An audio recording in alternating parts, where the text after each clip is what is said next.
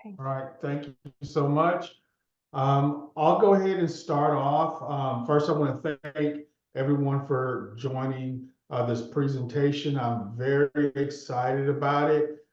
Some of you may know that there was a survey sent out about a month and a half ago where we asked parents to discuss some of the things that they really want to hear and have presentations on that might affect them at their homes or friends, families, neighbors, things like that. So the top three things that we noticed that on the feedback form were vaping and substance abuse, mental health, and gaming and internet safety. So that's how these presentations that we're going to have over the next few months have spawned over. We have partnered with Crime Stoppers, who is a fabulous organization. They do some great things across the state of Texas. So our presenter today will be Callie Conklin. And just to give you a little bit about her from my internet search, she is a graduate of University of Texas at Austin, and she also received her law degree from Texas A&M. Fun fact about her is that she volunteers for Meals on Wheels. So as you can see, she's an overachiever compared to the rest of the world. So without further ado, Callie, I'll let you go ahead and get started. Well, thank you, Mr. Rhines. That was such a great introduction. I don't know what to say. I'm extremely flattered, but thank you very much. Hello to all the parents joining us tonight. I am so happy to be here with you.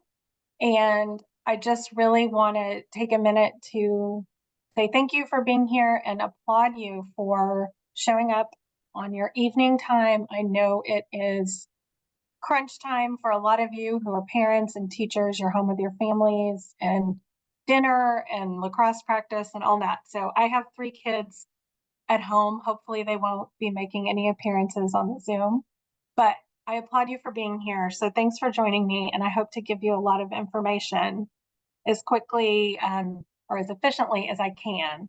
Don't worry, there will be plenty of time for questions at the end. I love questions. If you think of something in the meantime or during the presentation, you can drop it into the chat. My coworker Juliana is on the presentation with me, so she can either answer them as we go or we can have a discussion at the end as well. I'm happy to do that. So my presentation does have a few videos, and we've been noticing lately with our virtual presentations that the video sound doesn't come through as loudly as my voice while I'm presenting. So if you have trouble hearing it, let me know, but I also suggest you just maybe turn up your computer or phone or whichever device you're on while the video is playing, if you can't hear it very well. So hopefully, fingers crossed, it all goes well. All right. So as Mr. Rhines mentioned, we're with Crime Stoppers. And I actually work in the Safe School Institute, but we also have a Safe Community Institute as well, where we talk to community members and parents just like you guys. I primarily go into schools and talk to the students. So I have a really great perspective in terms of what I hear from them and what they tell me and what I know are the issues that they're facing and how they're thinking about it. So I hope to impart a little bit of that perspective with you guys tonight. All right, so let's get started. Tonight we're talking about substance use prevention, and I think it's really important, a really important topic. So just a quick little video to kind of maybe break the ice and start us off with, I think, where we are all used to talking about drugs and alcohol and what the message that we're used to getting. This is drugs. This is your brain on drugs. Any questions? Okay, so I think we all remember that as kind of the, main message that we got as parents and as community members, and that we probably received as students as well. So I'm here today to broaden the scope, hopefully, to give you guys a bigger picture of what our kids are dealing with today. I think that it's pretty clear, and we all know they're dealing with a lot more substances than we did when we were their age. What they're facing, what to expect, what they look like, all of these things. But the video brings up a good entry point in that it does focus on what drugs and alcohol do to our brains. And this is the tact that we like to take, the angle that we like to take, especially when we're talking to the kids. So the human brain does not fully develop until the person reaches the age of 25. And the limbic system is the part of the brain that's responsible for keeping us alive. Some people refer to it as the lizard brain. So this is the autonomic nervous system, etc. The prefrontal cortex is the part of our brain that is actually responsible for emotions, learning, making good decisions, using good judgment, all of those things. The prefrontal cortex is the part of the brain that is not developed fully developed until the age of 25. So think about that, those facts overlaid by the fact that our young kids, our students and our teens are functioning in a very autonomic way, automatic responses and things like that. Their ability to make these good choices and use these the prefrontal cortex part of their brain is not fully developed. But considering that, we need to think about the effect that these different substances can have on their brain development. For some reason, okay, there we go. As you can see from this slide, at the age of 5, the brain tissue is very malleable. It's not very dense. It is ever-changing, and it's growing, and the folds are getting deeper. By the age of 20, 25, the brain has mostly developed, and the tissue is a lot more rigid, and it's not changing as much, and the folds have pretty much. So why is this important? This is important because if you see the middle brain there, this is what an adolescent brain looks like. So right in the middle of all of this development is when teens and students have the urge to experiment. And going forward, we can look at another, oh, sorry, my notes are a bit out of order. But going forward, we can look at the effects that the different substances have on brain development. So when I'm talking to the kids, I try to level with them. And I try to let them know that using any kind of substance, whether it be in pill form, alcohol, vaping, marijuana, opioids, any of those different things, they each have their own unique impact on how the brain develops. And they don't want to get in the way of that development. I try to tell them and level with them and say, I really want you to give your brain a shot to be absolutely all that it can be and to develop to its full potential. So let's think a little bit for a moment about why kids are tempted to experiment, or why they're drawn or in some instances pushed to use substances or experiment. A lot of it, I think, has to do with peer pressure. A lot of it also has to do with self-medication. Maybe they are feeling a link on your email. Did you go to the Zoom yet? Oh, so sorry. Okay, I'll carry on. A lot of them are self-medicating. So they might be feeling stressed, anxious, depressed, and they think that a substance is going to be the answer. Some of them might be doing it out of boredom. Some of them might be thinking that they are getting some kind of high or thrill or something like that. So there's a lot of different reasons why teenagers experiment or turn to substances. Link And I in think, email. Go to it now. so sorry. If everyone can mute their microphones, because I think that there's someone talking in the background. Yes, thank you so much. Okay, I just wanted to make sure she didn't have a question for me. Okay, so the reason why we look at why they might be doing it is because if we see the why, we can get to them hopefully before they try the substances or before they try experimentation as a coping skill. So, I try to talk to the students about, think about your why. If your why has to do with an emotional issue, there's a lot of resources at your, disposal in dealing with and helping you process these difficult emotions. If it's peer pressure, we talk about refusal skills, there's a lot of different reasons why, but I think if we zoom out and look at the reasons why, we can try to sort of head it off at the pass and help them deal with those issues before they turn to substances.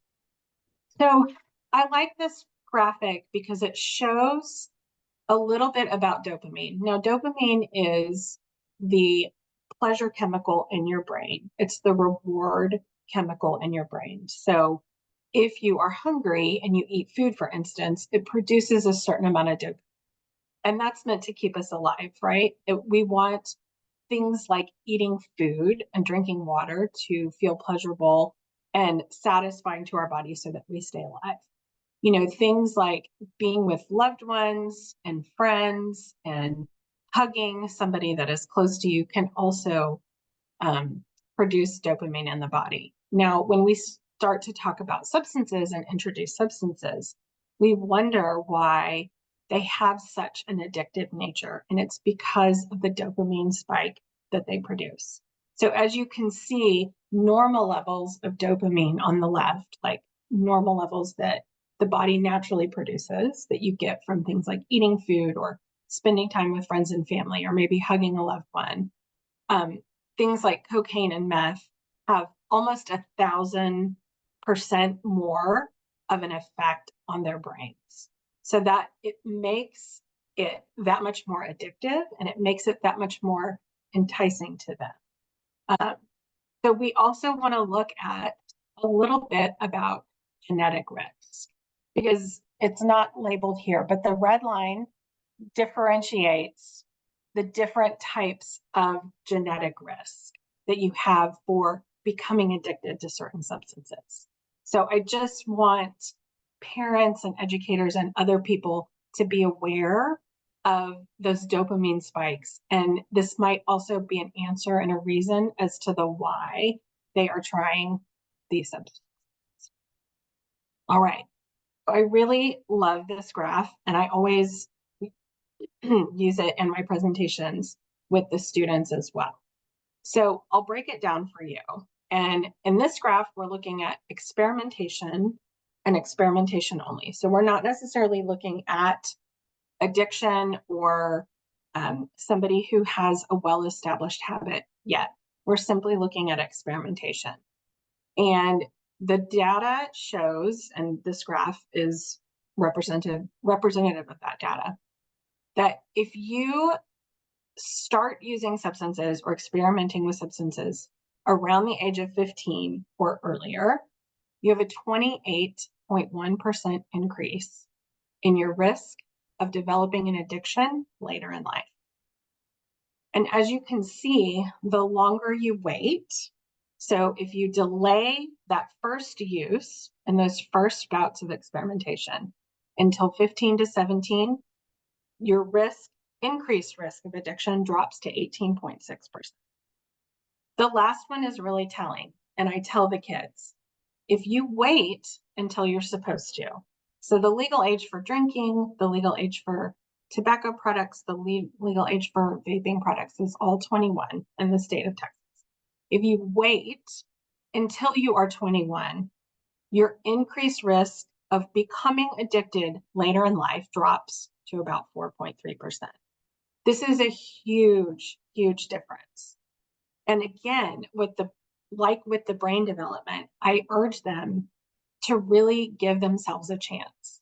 that if these substances are so addictive by nature and they have an increased use in becoming addicted later in life, the earlier they start, I really encourage them to try to give their minds, their bodies, and their brains a shot and wait until the legal age in terms of consumption or experimentation.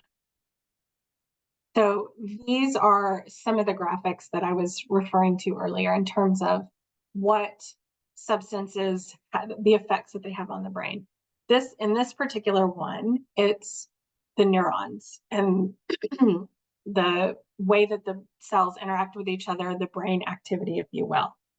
The yellow and red parts are high levels of brain activity. And as you can see, the introduction of substances at the bottom really impacts the brain's ability to function. So this is one specifically related to marijuana. So again, we're talking about the brain development in that tissue. And as you can see, someone in the second one has had a 2-year history of daily marijuana abuse. They're missing parts of their brain matter. There are literally craters and things that are missing, and it just gets worse as you get older. And as you can see in the last one, there's actually a worse problem with the marijuana use. So it just gives you just a little bit of a continuum in terms of what something specifically in this slide, marijuana, what the impact is on the brain matter development. Now we're going back to the neurons firing, the brain activity. The 15-year-old non-drinker on the left has normal brain activity. The 15-year-old heavy drinker on the right, their brain activity is impaired. They are already impairing their neurons' ability to fire and communicate with each other. All right, so this is just a quick overview of the substances that we are going to cover. And we will have different categories within each of those even. A quick video to talk about opioids. Sorry, the video is in a bit. So, all right, we will start by talking about opioids. And I know it's on a lot of people's mind these days because of fentanyl and the risk of fentanyl.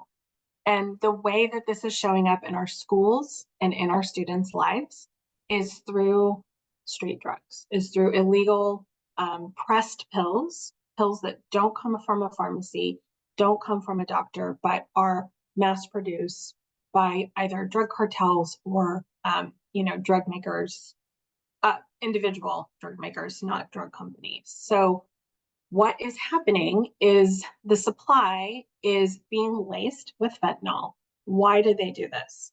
They do this to make their supply more potent and more addictive. Fentanyl is a substance that is 50 to 100 times more potent than morphine. So think about one of the most potent pain relieving drugs on the market, and fentanyl itself is 50 to 100 times more potent. So just a tiny little bit of fentanyl can make that one pill more addictive.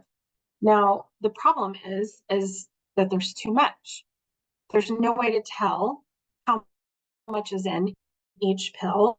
There's a lot of stories about kids breaking the pill in half and one kid dies and one kid doesn't. So there's no way to test pills individually. And as you can see from the graphic with the penny, it takes so very little fentanyl to kill a human being.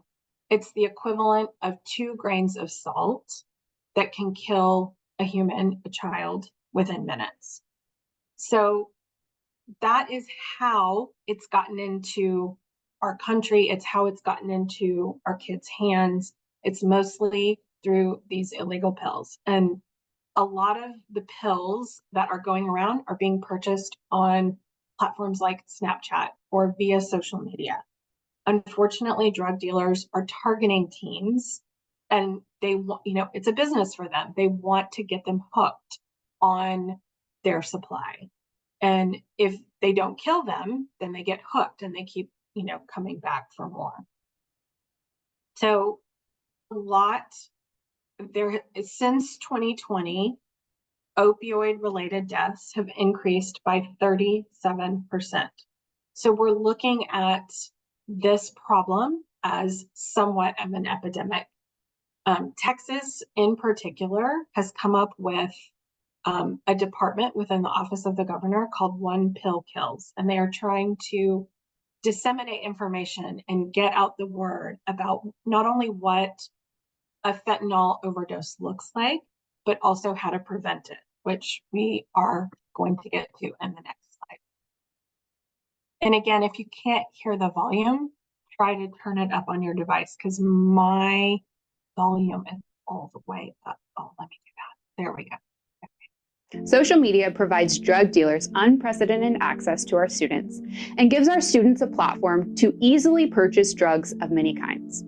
Purchasing drugs on the street in any capacity is incredibly dangerous because it's impossible for you to know what is actually in those substances. What we're seeing now is that many of those street drugs are being laced with a substance called fentanyl. Fentanyl is a synthetic opioid that is 100 times more potent than similar substance, morphine. After our conversation on the Balanced Voice podcast with Dr. Laura Berman about her son Sammy's tragic overdose death via a pill he purchased for 15 cents on Snapchat, we began to get so many questions from parents, concerned community members, caregivers about what is fentanyl, how can we protect our loved ones, and what do we need to do today about this problem? Just a couple weeks ago, Texas Governor Greg Abbott announced that there's been an 800% increase in fentanyl coming across our borders and into our country. So, in response, we created this really life-saving guide called Drugs in a Snap, a 5-step fentanyl poisoning prevention plan that walks you through 5 specific steps you can take today to help save a life. We begin with some background information and even provide you with an emoji code, which is often the way students purchase drugs online. Then we give you some conversation starters to talk with your teen or anyone that you think could be engaging with purchasing drugs online. We talk about a substance called Narcan nasal spray. Narcan nasal spray is a simple nose spray that can reverse the effects of an opioid overdose long enough for emergency workers to get there and give help. Then we go into 2 really important resources. The first is Bark. Bark is a third-party social media monitoring tool that connects with roughly 30 different platforms and will monitor if there's anything of concern going on. It will even monitor things like potential drug deals and notify you if there's something of concern, something going on, so that you can step in and talk to your student about what's happening. Dr. Laura Berman partnered with Bark to create a petition in memory of her son Samuel called Let Parents Protect. Let Parents Protect argues that parents should be the ones to decide whether they want to use third-party monitoring tools on a platform or not. There are many social media platforms that still don't allow this, and therefore we still have a lot of work to do. We hope that this action plan provides life-saving information to you and spurs you and your community on to get to work on the fentanyl overdose crisis. Check it out at crime-stoppers.org.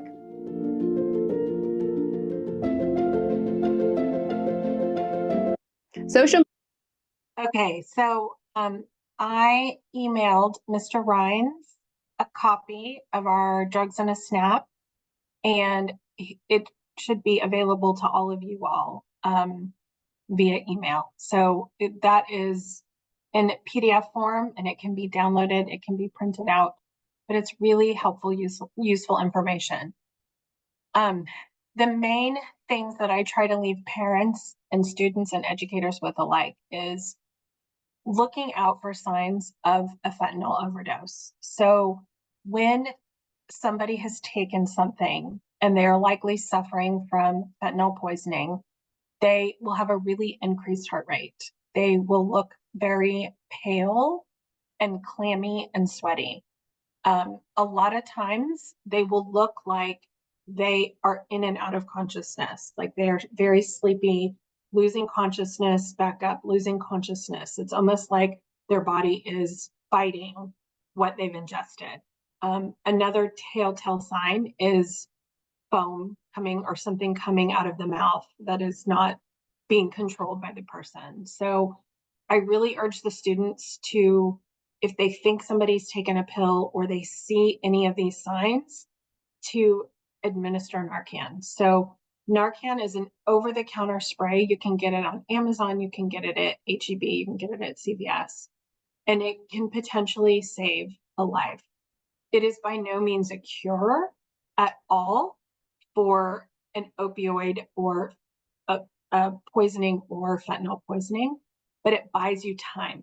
So once administered, it goes direct, it's a nasal spray, and it goes directly into the lungs, and the chemicals start to reverse the effects of the fentanyl poisoning. It buys, and so I tell the kids, students, parents alike, administer Narcan, call 911 immediately.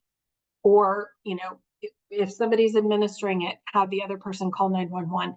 This buys you time to get emergency services there to then administer the help that they need. So all it does is buy you time, but it can be the difference between saving a life or not. The education code recently changed in Texas to mandate that all school nurses have this on the premises. So I encourage parents as well to have it in their home. I have one upstairs and one downstairs, just in case. Right, the second category we're going to cover tonight, and again, if you guys have questions about fentanyl specifically, I'd be happy to address those at the end, is prescription drugs. So kids think that just because it came from a pharmacy, it is safe. And I always just try to look them straight in the eye and say, this is absolutely false. When a doctor prescribes a pill to somebody or a medicine to somebody, they have taken into account so many different factors. And a lot of times, just because it's come from a pharmacy and just because does not make it safe for every single person. Now, a trend that I've been seeing is students exchanging pills or sharing their pills with their friends and with other students at school. So obviously, this can be very dangerous as well if they weren't prescribed it. Obviously, these substances are as well addictive. Just like all the other substances we're talking about tonight, the potential for addiction is very high, especially if we're looking at things like opioids. So you want to look for, changes in students' behavior. You want to look for maybe lack of participation in things that they used to do. Maybe they're more withdrawn. Maybe they seem to be hiding something. They don't seem themselves. You want to ask the questions. You want to get involved. You want to see if there's anything going on or if there's anything that they've gotten from their friends that they, have tried. And I really just encourage students to understand that just because it's not an illicit pill does not make it. That's the bottom line.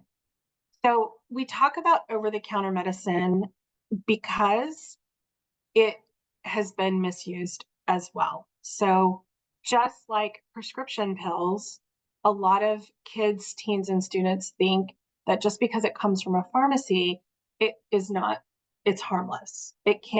There's no risk involved. It can't be dangerous. And again, I really try to encourage them to think differently about this, that it's still a medication and it still needs to be taken as prescribed.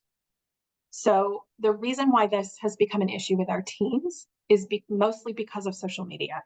So there have been a lot of different challenges and things that kids post online in terms of taking large quantities of over-the-counter medications, such as Benadryl or cough syrup or things like that. It still comes with a great amount of risk. And a lot of kids have been sent to the hospital, things like breathing problems, heart palpitations, rapid heart rate, things like that. And it's also against the law. The law does not allow for minors to purchase most of the medicines that they are using in these challenges. So what can we do as parents? And educators, I really encourage you guys to talk to your students and your teens about these challenges. Simply opening up the floor and having the conversation is absolutely the first step and the best thing that you can do, because unfortunately, because they're showing up on social media, these challenges, again, they think, well, it's almost like everyone is doing it. It must not be that bad. And I always tell the students that is false as well. A lot of kids lose their lives because of these challenges and these things that are trending on social media. And just because it's something you can buy at CVS doesn't mean that it's completely safe. And it doesn't mean that it should be used in the way that these challenges are encouraging kids to use. So just having the conversation is the most important thing. So then, maybe they can open up to you and tell you, oh, well, I heard about this challenge, or I heard about, a Benadryl challenge or whatever. And you can have the conversation with them. What do you think it involves? Do you think there are any risks? Do you think it's worth it?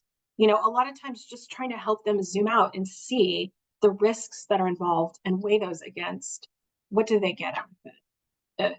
Is it just for the trending nature of it, the viral nature of it, the likes, the comments, the shares? What is it that they're gaining? If we can understand a little bit about why they're doing what they're doing, then we can at least be part of the conversation with them. So this next video is our CEO, Rania Mankiros, talking about these different challenges. Really helpful. The latest in a growing number of dangerous social media challenges may have resulted in the tragic death of an Oklahoma teenager. Last month, a 15-year-old girl reportedly died from an overdose of Benadryl. She's a victim of what's being called the Benadryl Challenge on TikTok. Earlier today, I talked with family safety expert Rania Mankiros.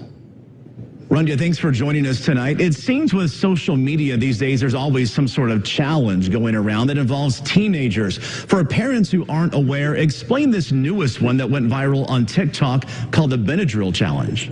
Yeah, it's actually quite frightening. And as of a few days ago, when I went to search hashtag TikTok challenge, a Benadryl challenge on TikTok, there were 18.5 million views. So a lot of kids are looking at it. And what they're doing is they're almost overdosing on Benadryl to attain some type of high. They want to hallucinate, they want to videotape it, and they want to post it, of course, with the hopes that they will trend, they'll go viral. But unfortunately, this is a very dangerous challenge, and multiple kids have gone to the hospital. We know a girl, 15 years old, lost her life just the other day. So we're really urging parents to make sure that they understand that this is going on and to talk to their kids about it. Yeah, so the whole point of this is to get a sudden high or a rush. What else does taking those high doses of Benadryl do to your body? Oh my goodness, increased heart rate. We had 3 kids in Fort Worth rushed to the hospital. One of them presented with a heart rate of 199. The heart rate should be between 60 and 100. It can cause stroke, heart attack, ultimately death, seizures, and so much more. Benadryl, an over-the-counter drug, of course, is still not meant to be taken in these high dosages, and kids don't understand the real risks and that these dangers can actually happen to them. Yeah, that is alarming. Well, do teenagers usually record themselves doing those challenges alone, or are they usually doing them with a group of friends? It varies. It really does vary. And there's so many different challenges out there, and they are frightening. Some of them are deadly. You have the 48-hour challenge where kids just want to disappear for 48 hours and see what happens and record sort of the hysteria that their parents face when they reemerge. You have the outlet challenge where kids stick a penny between an outlet and a plug and see if a fire spikes. You have the salt and ice challenge. They injure themselves and they rub salt into it. There's a lot of these different challenges, and sometimes they're alone. alone. The choking challenge, we've had kids lose their lives because they try to, choke themselves and see if they almost pass out, but they do pass out. Some have died and they are alone. So you've got to, be aware that these challenges exist. And trust me, I'm a mom of 3. It's overwhelming to want to stay on top of all these different challenges. But if you talk to your kids generally about the fact that these challenges exist, that they push the boundaries, and that they can end in death, harm, criminal charges sometimes, maybe we can talk some sense into our children. I love this part, especially when she says, as parents, it can be super overwhelming and nearly impossible to keep up with the latest trends, the latest challenges. There's just so many out there. But by starting the conversation, your kids at least know how you feel about it, what your values are, what the risks are involved. So then that way they have the tools to think about it critically for themselves. When the next one comes out that no one's even heard of, they can step back and think, okay, I've talked about this before with my parents, at least open up the conversation and we give them the tools to use going forward, to hopefully use good judgment going forward. So the next substance we're going to talk about is marijuana. And I sound like a broken record, but again, a lot of students from their perspective, they think that it is safe because it has a reputation of being used medically. There's a lot of states where it is prescribed to patients for different, ailments and things like that. So what I try to encourage them to think about is, 1, the fact that it is not legal in Texas, and 2, so they can be arrested for possession, if even a very, very small amount. And 2, I really encourage them to think about what it is that they're trying. Just like with vaping, which we will get to, you never know what's in these substances. So unfortunately, the marijuana and the pot of today has been genetically modified and genetically engineered such that it is around 50 times more potent than it used to be, essentially. So even things like, street stuff that comes off the street or whatever, number 1, it can be so much more potent than what is administered by a doctor or a dispensary. And 2, it can be laced with all different kinds of substances. Again, go back to the thinking that this is a business for drug dealers and drug producers. They want to get their clients hooked. So unfortunately, even pot is being laced with really scary substances to make it more addictive. And even at its core, it is more potent than it used to be, thanks to the plants being genetically modified and genetically engineered. So I really encourage students to think about the fact that their brains are still developing. And this is one of the worst culprits when it comes to arresting that brain development and causing those craters. If you remember that image that we saw of the craters and the valleys in that 15-year-old's brain who had, regular marijuana use. It's not safe, it's not harmless, and it has a lot of risks that come with it. A lot of kids are tempted to experiment. A lot of kids are tempted to try. We want to look for things like loss of perception, loss of motor skills, foggy eyes, things like that. It's for any of these substances, they each have different effects on the body, and it's impossible to keep up with all of the different symptoms and the ways in which we spot it. But I think the number one thing is just to notice changes in behavior, full stop. Any sort of change in behavior could be linked to a substance.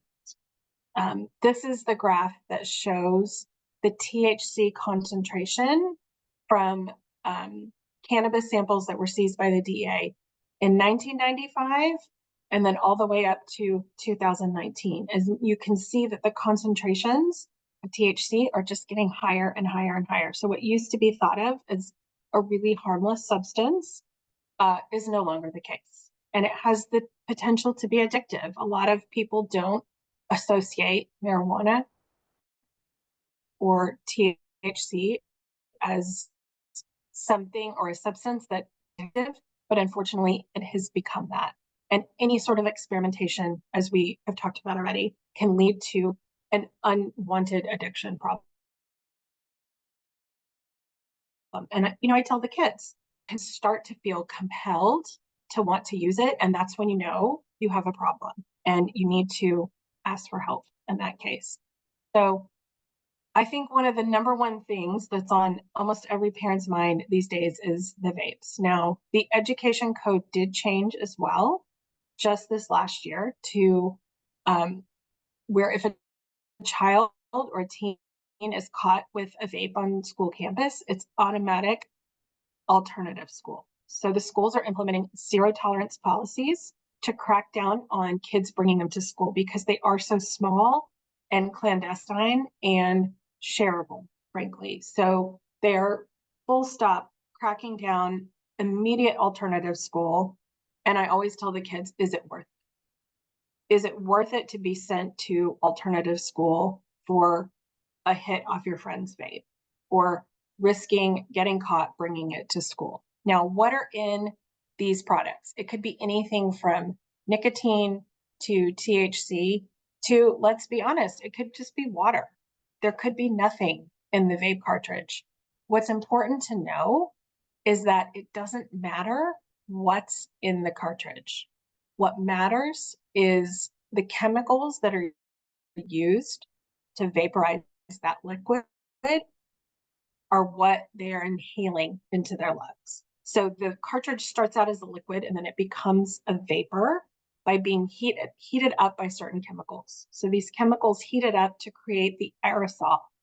And those chemicals are the really, really harmful ones. Those are the ones that are getting lodged in people's lung tissue and causing a disease called EVALI, which is on the rise. So people think that, again, that it's safe, that, vaping it started out as a smoking cessation tool. So of course it's confusing. How can it be an alternative to smoking and not be considered safe? But I always tell the kids when I speak to them, these things are relatively new. We only have about 20 years of history with this. And so I equate it to cigarettes. I tell them in the 40s and 50s, doctors and adults and everybody thought that cigarettes were safe. And then we have all this data that proves that they're not, and that it causes lung disease, and it causes lung cancer, and it causes death. We are at this point now with vapes that we just don't have enough information, and the information that we do have is not good, the early information. So some of the risks, and this graphic right here, the first chest CT shows a healthy lung tissue. And as you can see, the second one shows it's almost a hardening of the lung tissue and the lung function. And it's led to 68 deaths in 2020, this lung disease called EVALI, which is, again, really, really new and not something that a lot of people know about. So a lot of the side effects and symptoms that you want to look for, the coughing, irritation, shortness of breath, gum disease, headaches, any of these kind of things could be indicative of somebody who is hooked on a vape. And I also tell them, first of all, you don't know what's in the cartridge. Your friend could tell you they got it at the gas station, but maybe it has THC in it. So then you're ingesting a substance that you didn't mean to ingest. Secondly, if it does have nicotine in it, nicotine is one of the most highly addictive substances on the planet. So what starts out as what our students see as harmless and just a quick puff or a quick experimentation can quickly lead to a compulsion, can quickly lead to they're thinking about it all the time. They're wondering the next time when they're going to be able to vape is, or they're hiding it from their parents, they're hiding it at school, anything like that. So I just try to show them the continuum of what starts out as a quick hit or harmless experimentation can quickly lead to an addiction that they're then dealing with and don't know how to admit to their parents or their counselors or their teachers that they have a problem with. So I think we have time for this video, and I am going to play it because it's really impactful for the students. Mostly, I have this included in this one too, because I think it highlights some of the specific risks that people don't know about vaping. Oh, I don't know if it downloaded. Okay, I'm so sorry, it didn't download. But what I will highlight is one of the students in this video, and they're all real students and real stories that are speaking to other students about the effects that vaping had on their lives. And I know Mr. Ryan has an email list for this group, so I will certainly email this video out. I'm so sorry that it didn't download. I added it at the last minute. But one of the students talks about how he thought he was having a panic attack. So he went to his doctor and was talking about this increased heart rate and sweating and, so his doctor did all this, diagnostic testing and tools and everything and discovered that he had a heart condition, and it was triggered by the vaping. So this kid had an underlying heart condition that he had no idea existed and that he didn't know about, his parents didn't know about, but it was triggered by the vaping. And obviously he was in a bad situation. The doctor gave him two choices. He said, you can either have open heart surgery or you can be on medication for the rest of your life. So this young, successful high school kid was then faced with all of these really awful health choices at such a young age. So I just really try to highlight for them that we don't know the risks, and it can uncover a lot of different things within your body. It can cause lung disease. It can also trigger things that you didn't even know you had. The last thing we're going to talk about is alcohol. And obviously this is such a big issue for our teens. It's so readily accessible. It's available in most of their homes. And again, I try to talk to them about what the risks are in terms of, a lot of teens, I think, turn to things like alcohol because they think it's a stress reducer. But I tell them it's actually a depressant.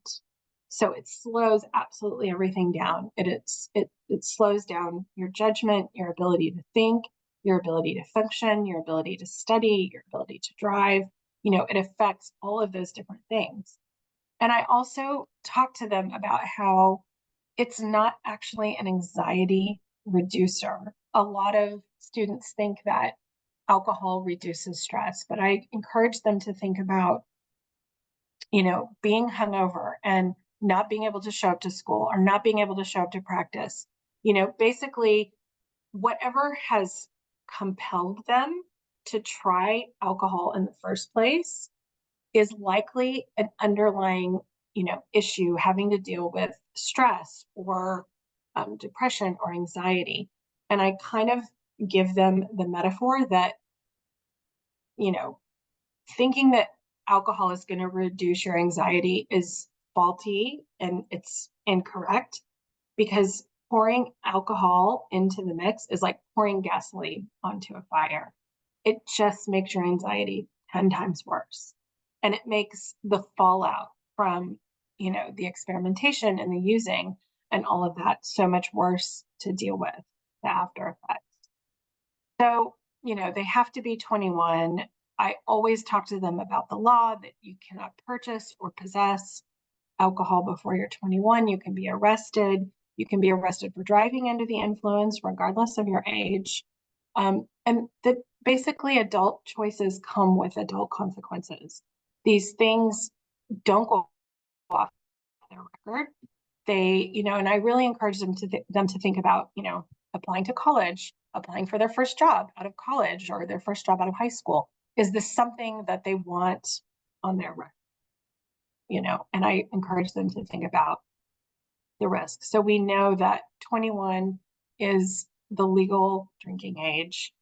And I also encourage you to think back to that slide when the longer teens wait to experiment, the less it reduces their risk of addiction later in life.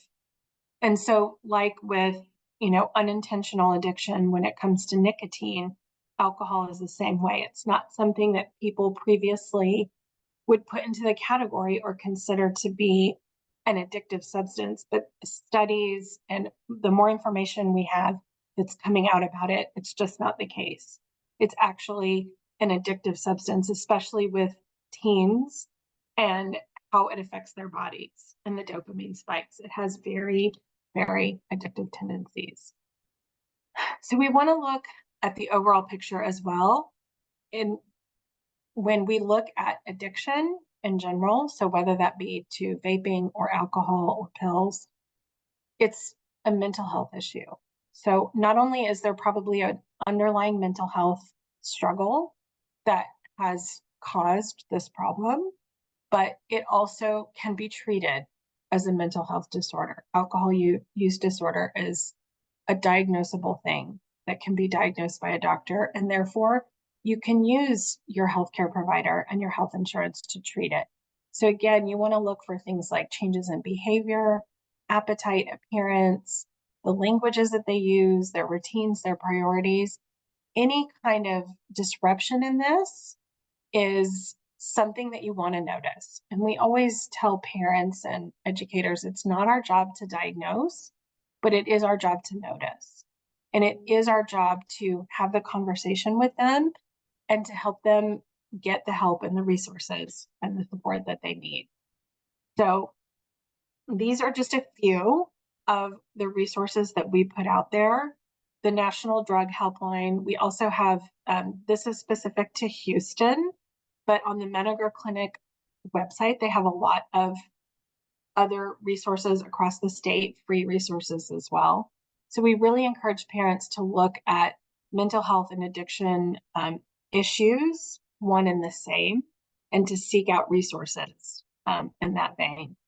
And I can send you guys specifically these slides. There's a lot of different resources out there for parents when it comes to the different types of either underlying mental health issues that teens are dealing with, or addiction specifically. So that was really a lot of information. I would love to hear your questions. So you guys can feel free to turn your videos on if you want. I can see everybody. You can raise your hand. You can put them in the chat. Again, it's a lot of information, but okay. So one of the questions is, what do vape pens look like? So unfortunately, they look like other things. And I always encourage the kids to think about, why do you think that the manufacturers of these devices want them to be hidden or clandestine? And it's because it's almost as if they are targeting teens in particular and trying to help them be secretive about it.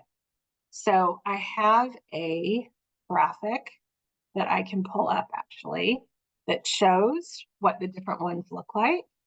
And they can look like everyday, okay, let me stop share. Sorry, I forgot that you guys can't see my screen. And then, so it can look like everyday household items. Because I saw a graphic of one today that looked like an actual highlighter pen. So as you can see from this graphic, it can look like a USB that you put into your computer. It can look like a mouse. It can look like a disposable cigarette. 3 on the right are ones that you can purchase at a gas station. It can look like, something with a tank, but it can also look like something that you see around the house, and that they're trying to disguise what they look like so that kids can take them to school or hide them from their parents or whatever, and I just really encourage kids to think about the why behind that. Why would they want them to look like something else? Because they're trying to be deceptive.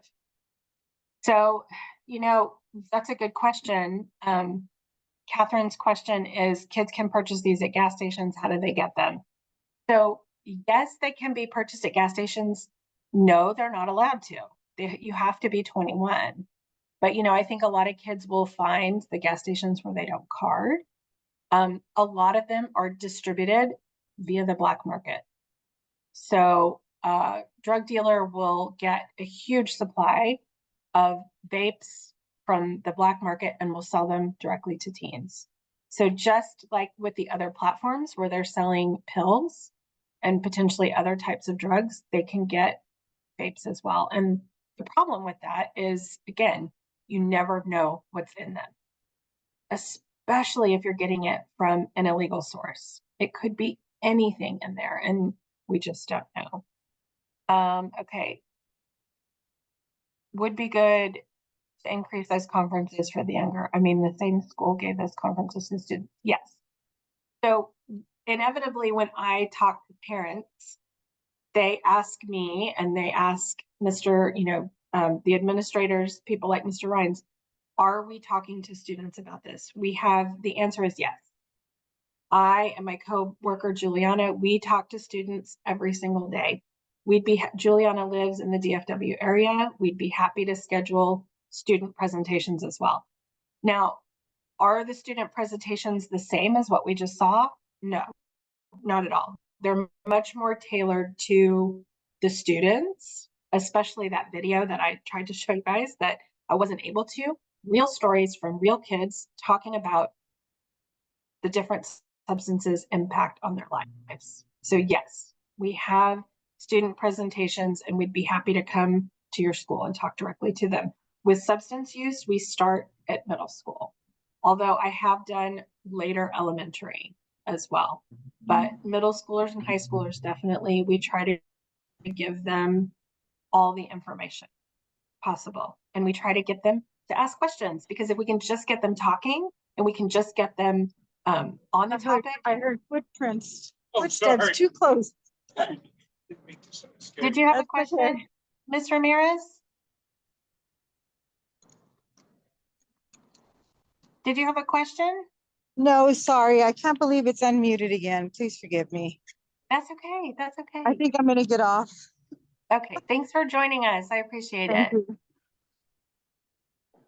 Okay. And so again, if anybody has any questions, please let Mr. Rines know.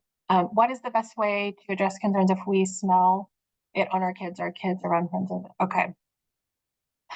So that's a really good question. And I think that the answer from my perspective is open communication.